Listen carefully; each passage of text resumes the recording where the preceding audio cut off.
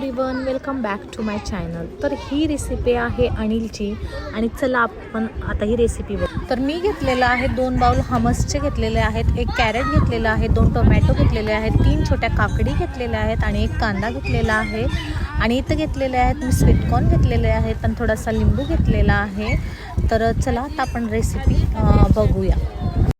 तर चला आता आपण ही रेसिपी बनवूया। मी एक छान काचेचं बाउल घेतलेलं आहे, त्यामध्ये आता कॅरेट मी बारीक करून घेत आहे। कॅरेट, क्युकंबर आणि 1 कांदा घेतलेला आहे आणि 1 टोमॅटो घेतलेला आहे आणि हा व्यवस्थित मी खिसून घेतलेला आहे बारीक। त्यानंतर त्यामध्ये टाकलेला आहे मी 1-2 चिली टाकलेल्या आहेत बारीक बारीक चिरून आणि मीठ टाकलेलं आहे।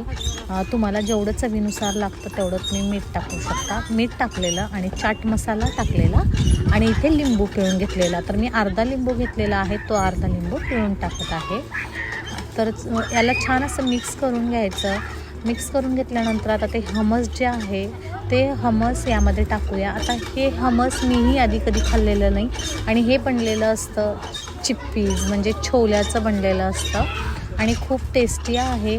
तुम्ही नक्की ट्राय करून बघा। आपल्या साध्याशा ब्रेडमध्ये पण आपण भरू शकतो। मी जेव्हा इंडियात राहायचे तेव्हा मला पिटा ब्रेड हे कधी दिसलेले नाहीत जवळपास। तर आपण आपले ब्रेड जे असतात त्या ब्रेडमध्ये हे भरून मुलांसाठी खूप छान एकदम पौष्टिक पण आहे।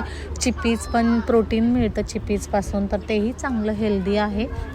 तर असं छान मी मिक्स करून घेतलं आणि जे ते पिटा ब्रेड मी आणलेले होते ते हलकेसे तव्यावरती थोडेसे असे भाजून घेतलेलं। जास्त पण भाजून घ्यायचं नाही, नाहीतर ते कडक होतील। सॉफ्ट राहण्यासाठी 1-2 मिनिट तुम्ही पलटून छान व्यवस्थित भाजून घ्यायचं आणि त्यानंतर त्याला असं आतून कट करून त्यामध्ये जे आपण बनवलेलं आहे ते छान फील करून घ्यायचं। फील केल्यानंतर ते एकदम टेस्टी लागतं आणि खूप छान रेसिपी आहे। तुम्ही नक्की ट्राय करा। तुम्हाला जर आवडली असेल तर नक्की माझ्या चॅनलला सबस्क्राईब करा। परत भेटूया एका नवीन व्हिडिओमध्ये। Thank you, bye.